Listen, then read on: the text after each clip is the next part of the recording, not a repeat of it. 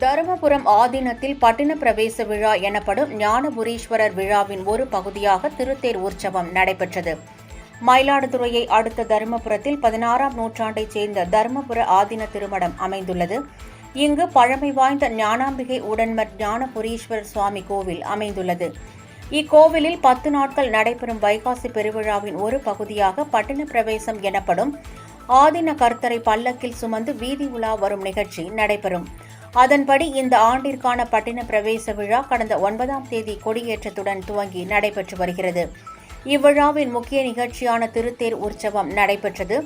இதனை முன்னிட்டு சுவாமி, அம்மன் மற்றும் பஞ்சமூர்த்திகளுடன் திருத்தேருக்கு எழுந்தருளினார்.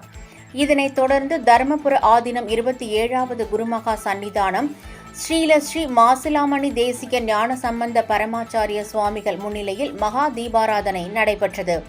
பின்னர் தேருக்கு முன்னே தருமபுரம், திருவையாறு, திருக்கடையூர் ஆகிய ஆலயங்களைச் சேர்ந்த யானைகள் நடக்க, பொதுமக்கள் வடம் பிடித்து இழுக்க தேர் 4 ரதம் வீதிகள் வழியாக வலம் வந்தது.